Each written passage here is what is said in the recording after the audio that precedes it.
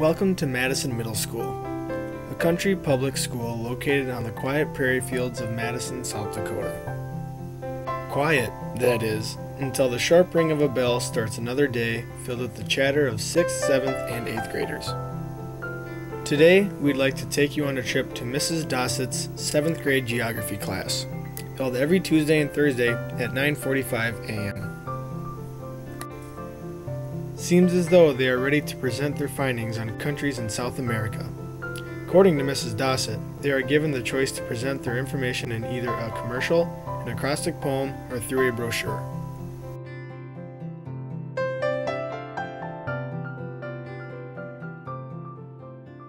One item from what you did your research on, okay? So if you want to do the hamburger of your assignment, the 4-slide foldable, you can present that.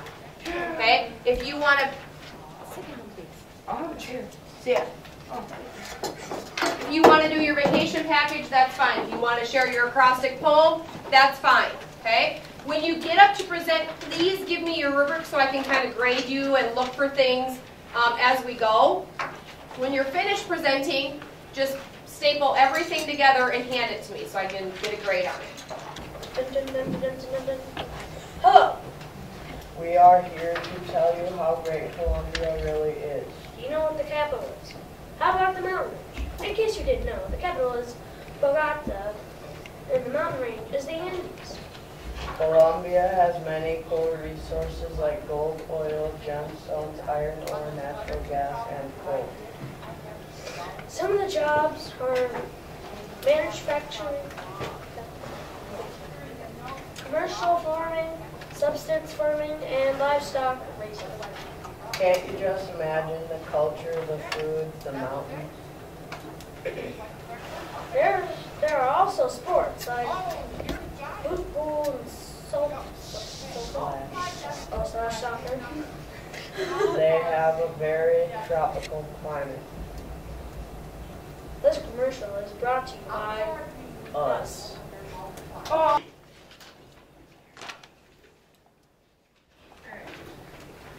This is the Christ Redeemer statue, which is found in Rio de Janeiro. Many tourists visit the famous statue. Amazon rainforest is solid. In the rainforest, there are jaguars, turtles, and anacondas. My country is Argentina. Are you going to take a grade on them? How much? Hurry up. And I'm going to do an acrostic poem. Andes Mountain Range is in the west. The religion is Christian or Roman Catholic. The government got strong in the mid-1850s. Everyone watches soccer. It's next to Bolivia, Paraguay. You will arrive in Caracas, Venezuela about 5:05 p.m. and the total for the flight will be $1,364 per person. Hotel information. If you were to, there are 2 hotels that would be a great place to go. Ambassador Suites Hotel. A 2-room suite here would be $225 for 2 nights in U.S. dollars. Well, a major industry that Guatemala relies on is coffee beans, and some other resources are fish, oil, antimony, lead, tungsten, nickel, copper, and livestock. And Guatemala exports a lot of coffee beans, textiles and fabrics, winter vegetables, sugars, bananas, fruit, and cut flowers. You could buy any of these things. They will be fresher and colorful clothing. Economic activities are mostly farming, but there is also tourist trade, craft vendors, and few fishers. Haiti is usually hot all year round. Some major landforms are the Caribbean Sea. You can go swimming, boating, and much more. One of the main sports played in Haiti is soccer. Haiti doesn't have much access to very many sports or activities, so it's really lucky that they get to play soccer. Good job, you guys, on your presentation. Have a seat. Yeah. Adam?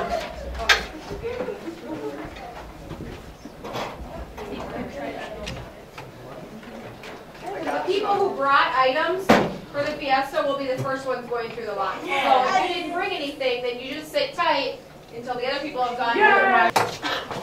Wash your hands. Alright, then the rest of you can wash your hands and line up. I'm gonna try this. And I don't know what this is, but I'll try it.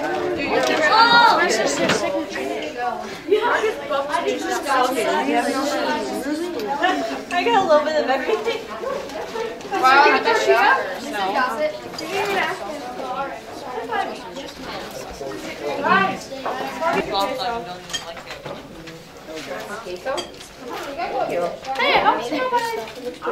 I have 2 from this table. I need 4, right? 4 people sitting here? I didn't get some of the government stuff. Okay. Riley, is that yours right there? Or is that Nick's? Where's yours? Can you meet? Oh, yeah.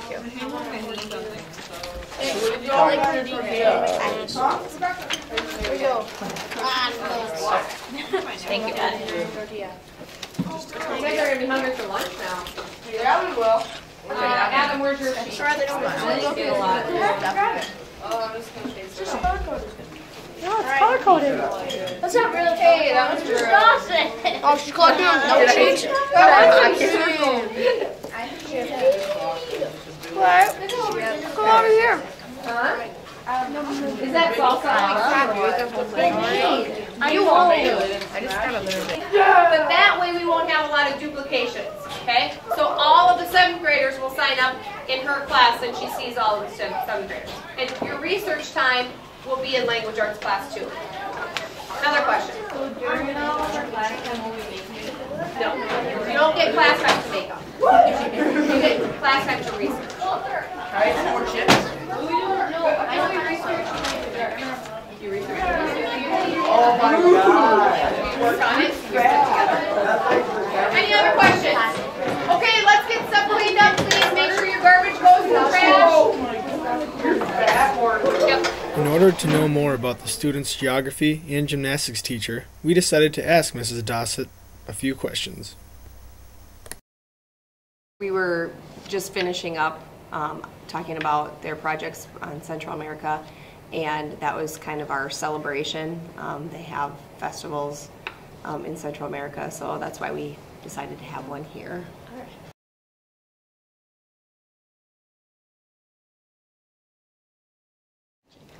Actually, it was a number of things, but when I was in high school, I had a psychology teacher that I really felt comfortable with and was really a great inspiration to me. His wife was my gymnastics coach, and so I think just the fact that he cared and made sure that I was successful in his class and really just taught me how to be that kind of a caring person, I guess, towards other people, that inspired me to be a teacher. I grew up as a gymnast, you know, throughout junior high and high school, and I continued to coach in college and just kind of have a passion for it. So that actually probably got me a foot in the door as far as my teaching career, because I was looking for a job at the same time as they were looking for a gymnastics coach. So I've done both here for the last 10 years. I actually started my undergraduate at Morehead State, and I transferred to DSU and got my graduate degree there, and then, or my bachelor's there, and then my master's at Southwest Minnesota State University.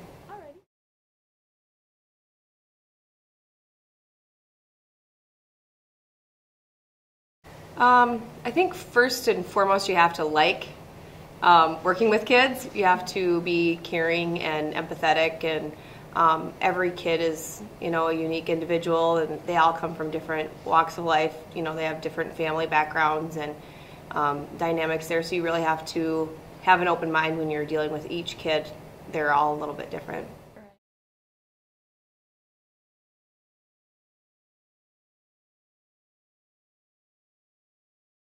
I teach sixth grade health. I also have a 6th grade start group. Do some team building activities. You meet 15 minutes each day, and just kind of get to know those kids a little bit better maybe than the other kids, so they feel like they have somebody that they're comfortable going to if they have problems at school. And just kind of get them off on the right foot here at the middle school. And I teach 7th grade health and geography.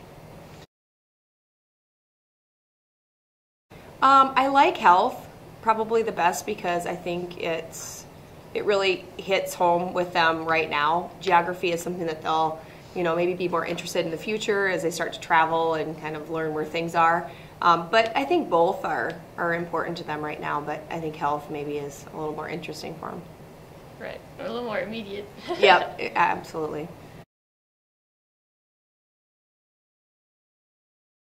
I've done a little bit of traveling. Okay. To be quite honest with you, right now I have young kids, so it's hard to get away and do that. We usually do all of our vacationing, close around here and spend time at the lake and stuff like that. But in the future, definitely. My daughter and I are actually taking a trip to Washington, D.C. and New York through the school. Well, not through the school, but with a middle school geared program called Close Up. And so I'm looking forward to getting to have that opportunity with my daughter. I wish we had that in our race. Yeah, it's going to be exciting. I'm really excited.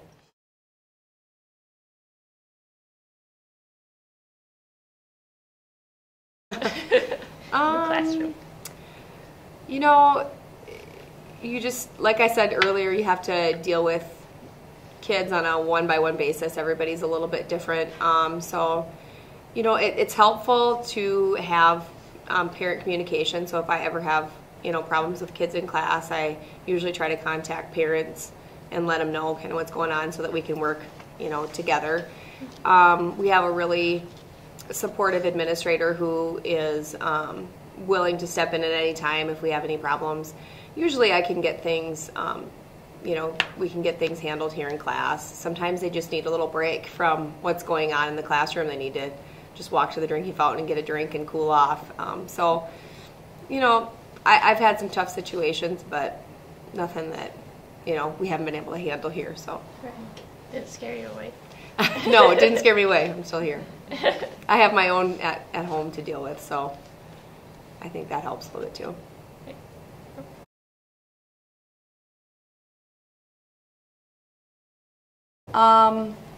They love it in the summertime because I have my summers off, and I, since my oldest daughter's 13 and my younger two are 6 and almost 4, so since when I have my 6-year-old, I haven't worked in the summer, so they enjoy being able to go to the pool and take trips to the zoo and do stuff like that in the summer.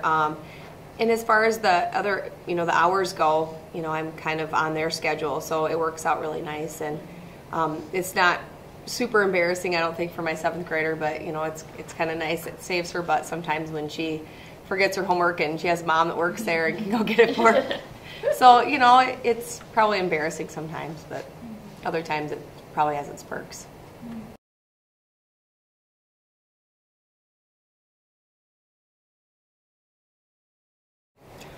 Yeah, I enjoy being a teacher, and I haven't had a lot of years that are exactly the same. I've switched roles a few times, and I think that kind of keeps things interesting and keeps me on my toes. Right.